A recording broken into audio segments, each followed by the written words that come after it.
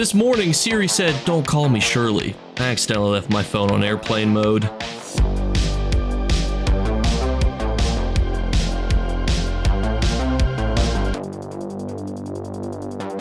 What's going on, YouTube? There's a lot of little nitty-gritty things going on right now, so we're going to bring back our Do It Now series where we talk about all the rewards, how to maximize them before this time period ends, because there's PvE rewards, PvP rewards. A lot of people might not know how to maximize the rewards that are going on currently. That's what we're going to break down in today's video. So like and subscribe. We do super fast intros.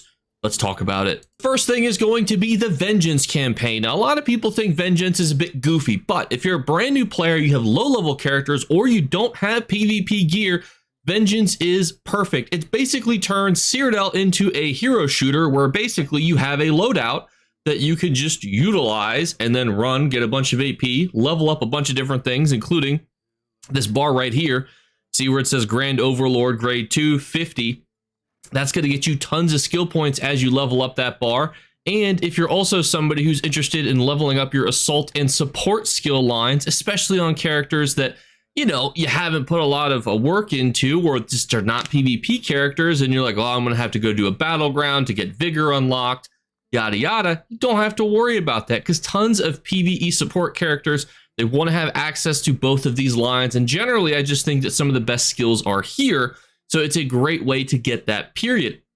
So when you're level 10, you can immediately start going into there, and you're going to be a maxed out PTS style character. That's the public test server, meaning that you're going to have nominalized stats. Everything's going to be equaled out. All you need to do is just slap on some skills, which is easy to do. Use infinite siege weapons. They give you as many as you want, and you could just start slapping down some walls, healing some walls. But just by being in combat and just being around all of the chaos that goes on right now, you will be able to easily participate and complete the Cyrodiil Vengeance campaign. Utilize it to your benefit. A lot of people are complaining because it's another test. It also took away the Golden Vendor from us. RIP the Golden Vendor this weekend.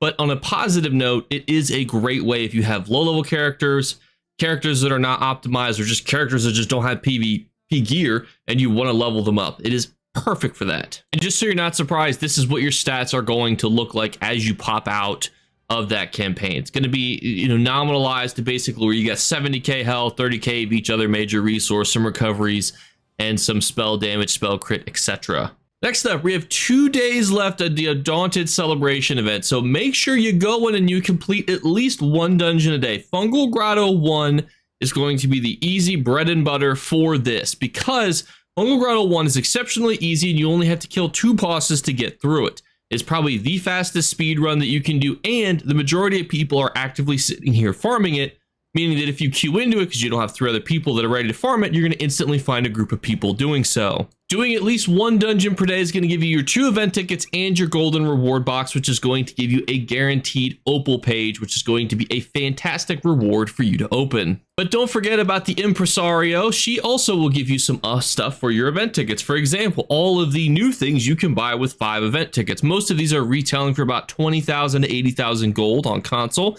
Those prices are continuing to drop though, so just keep that in mind as you look and decide if it's something that you want to invest in. Some other things that are going to be popular is that you can start to get the major pieces for the chassis for this bad boy right here. This is going to give you a mount. Mounts are always very, very cool items that you can get, and by combining the fragments, you're able to get yourself this mount. But you have to combine the previous pet fragment pieces to then morph it. It's like evolving a Pokemon into the actual chassis for this mount. Another way to quickly kind of utilize this event is to get Undaunted Keys. Now, each of these little rascals here, these 3 at the bottom, will give you a pledge that you can complete.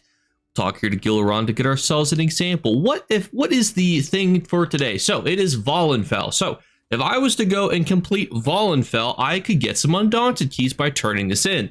How many I would get depends on which one I do and how hard it is to complete. So which one, it depends on who gave it to me. So I got it from Gilleron. So if I complete this on normal or veteran, I get 2 keys. If I complete it on veteran hard mode, I get 4 keys. But the Urgalax, she has the DLC dungeon. She's got the real difficult ones. So you get 4, 6, or 8. making it kind of more purposeful to go through and complete some of those harder dungeons, because I don't even know what it is for today. We'll go take a little bit of a field trip, but I guarantee you it's one that's going to make me go, you know, doing that with a bunch of random people. It's Scrivener's Hall, which, to be fair, actually not that bad. It's got, I believe, a decent chunk of buffs that you can get throughout the dungeon by completing the side bosses. I have noticed that dungeons with side bosses and side buffs do make the final boss a little bit easier to do on hard mode. But again, they could still be obviously a little bit tricky to go through if you're doing it, you know, with people that you're not communicating with or people you're just not familiar with. And do not forget the Urgalax Mystery Coffer. So every time you open one of these bad boys, you're getting a DLC monster shoulder. That is a set piece, but you have a chance to roll for everything above as well. All of these other items that have a little bit of value to them, you are rolling with your shoulder. So we'll do 4 examples because I am a degenerate gambler. And as this is how they will open, you'll get a set piece from these sets that are all there. These are all DLC ones, so they're all really good. You'll get ornate pieces that you can sell. This is a brand new piece. This is a new monster set that we don't have, you know, equipped already, so that's always nice. Another one that we don't already have, gold in the sticker book, and one that we did unfortunately already have. But we got 4 set pieces, essentially, for doing that. And you also have a chance to roll for the 50 Undaunted Key shoulders. Now, the odds of you getting it, you probably are going to need to spend about 50 Undaunted Keys to have a good chance to get them. But keep in mind that you're getting 50 set pieces by doing so. You can obviously sell these because they're now bound to your sticker book. You're going to be getting a bunch of ornate pieces as well that you can also sell by doing that. And the normal thing here is that it's normally 8 Undaunted Keys to get 1 curated drop.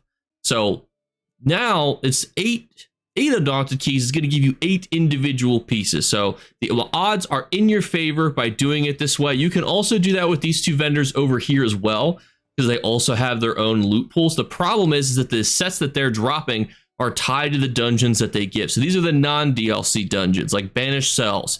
Unfortunately, those monster sets are just not nearly as good, and therefore I would not recommend that you invest a lot of time rolling her Undaunted Keys because of that reason. And also make sure you complete your Golden Pursuit. If you're like me, you're trying to do the Golden Pursuit across multiple accounts, and it could be a little bit time consuming, but I have learned a couple tips and tricks as I do it as most efficiently I can. 1, if you have free time where you're just sitting around doing some homework, just chill at a delve boss and then kill that delve boss, and then chill at a public dungeon boss, kill it as it comes up, go back to what you were doing. Doing that has been very helpful. Also farming Fungal Grotto 1 to get through all of those dungeon clears and then trying to log in every day for your daily login reward. If you do all that, you actually are probably fine and being able to complete that in its totality. You can also do some of these specific dungeons here. Fungal Grotto 2 is not very long. Banished Cells 1's not very long. Spindle Clutch 2 is not very long. Those are 3 easy completes that you can get.